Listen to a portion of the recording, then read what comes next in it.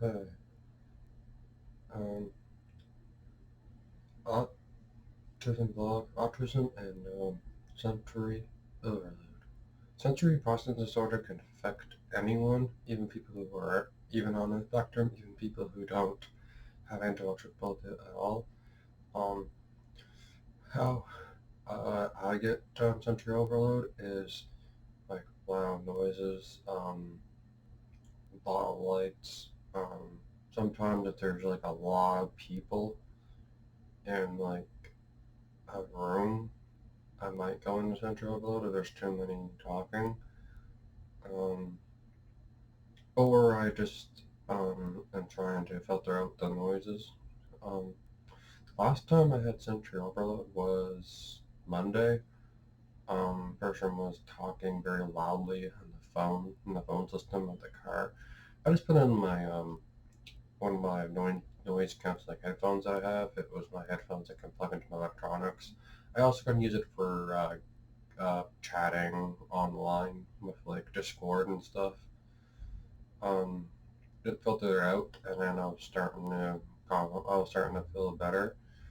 Um, Sensory overload is when your brain gets too much information, and then it just um, gets a bunch of error codes, and then you might shut down, or your brain just is overwhelmed and you start breathing heavily, and just put on those kinds of headphones and you'll feel better.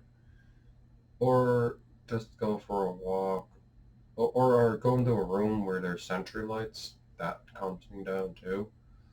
And sensory overload can affect anyone. You don't have to have autism to have sensory overload, but a lot of people on the spectrum are affected by that, and people who are not on the spectrum can have it too. I don't have any intellectual ability at all, and sometimes um, my sensory overload can cause me to have anxiety, but I'll go in about anxiety and autism and mental health next week. This week I'm focusing on sensory overload, and I'll go in more into sensory overload in the future too. But for right now, sensory overload can happen. Sometimes sirens can affect it. I just cover up my ears so I don't get sensory overload because sometimes sirens are too overwhelming for me. And certain stores, if they're too bright or they have a certain smell, I don't, I just can't go in there because of the too bright, and sometimes when the store plays too loud of music, I don't want to go in there because it's kind of overwhelming. Well, there was a store in Europe that I couldn't go into. I just left right away because it was too loud. One time, last year, I went to Marshall's Canada store. I live in Canada. Um, it was just very overwhelming. And then when I had sensory overload, one of the staff laughed at me, and I didn't really like that. They were asking me too many questions, and they want a cart, and I said no, thank you, and I kept saying no, thank you. I was being polite about it, and when a customer doesn't want to have a cart, they don't need a cart. I just was picking up stuff because it was close to my birthday, and I was allowed to pick up an early birthday gift.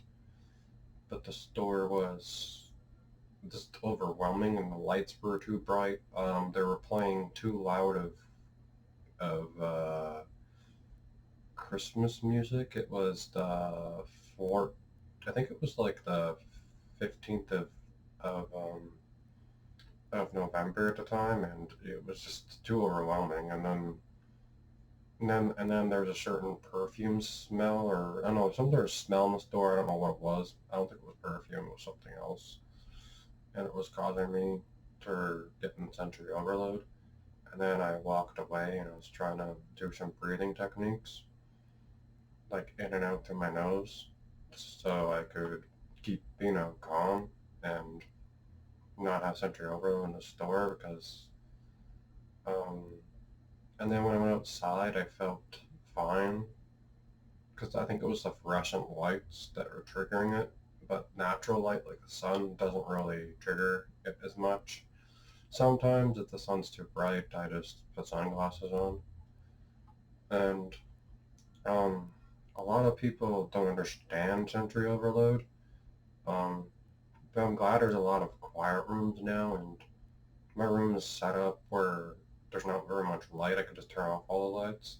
I just gotta get another sentry light. I might take my LED light strips and put some of it in my room too. And I might just buy some like Christmas lights on sale and then just use them for sentry lights. And I also have a sentry um, projector that I can turn on. It shows space stuff. It feels comfortable. And having some days sensory overload is like not very fun, but um, in autism you learn how to deal with it, and it's very hard. Sometimes sensory overload can turn into an autistic burnout, but um, or sometimes we can go into an autistic shutdown. I'll talk about that in the next video after the mental health part of autism. I'll do what an autistic shutdown is. Um, but right now I'm trying to focus on sensory overload, what it can lead to. Sometimes sensory overload can lead to an autistic meltdown. Or sometimes when we're having sensory overload at the end of it, we want to have a hug if we hug someone. But during the pandemic, it's very hard for people with the spectrum, because sometimes we feel like getting a hug and we just can't. And other days it's easier. And last weekend, someone was trying to kiss me, and I said no, thank you, because we're in a pandemic right now. I don't mind kisses, but for now, I don't think we should be kissing people because we're in a global pandemic right now, and that's how the virus is transmitted. But kissing, and yeah, but uh, but Sentry Overload is a lot of good Sentry toys. Is like my soft plus toys I have. I have like a Sentry stand I bought at the dollar store. The ending of September I did, and sometimes I'm gonna buy more Sentry stuff, and I made some Sentry stuff in the summer. That's good for Sentry Overload. It was this ghost slime, and I'm gonna look for more Sentry toys at the dollar store in the future, just so I can keep myself calm. Another thing that's good for Sentry Overload is this fidget toy. Um, it was made by Kinder. Kinder's been making these for the past 3 years because fidget toys and fidget spinners are a very big thing. And fidget spinners are actually good for anxiety too. I'll say more about that next week. And sensory overload can affect anyone.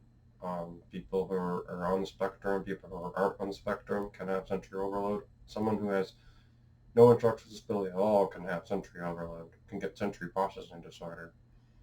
How to get diagnosed with that? You can do a self thing online, or you can get assessed by your doctor, or you can go to your psychiatrist and they can diagnose you with that. A lot more people are being diagnosed with sensory processing disorder. It's just, it affects any person in the world, and it affects most of the human population. Not all of the human population, but a lot of people have it. Probably 1/3 of the human population has sensory processing disorder. So not quite half, but about 25% of the human population have sensory processing disorder.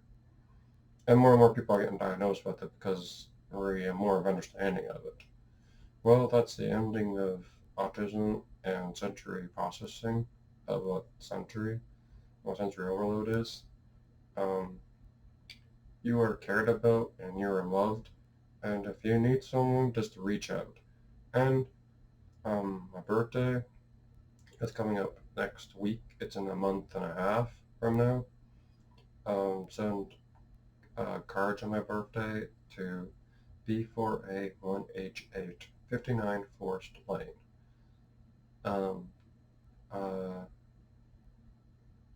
Brantford and Nova Scotia, Canada. Halifax Regional Municipality. That's the city. And the country is Canada, and the province is Nova Scotia. Around the 25th of November. And you're cared about and loved. Someone cares about you and love you. And I hope you have a good day, night, evening, morning, whatever time you watch this video. And you're cared about.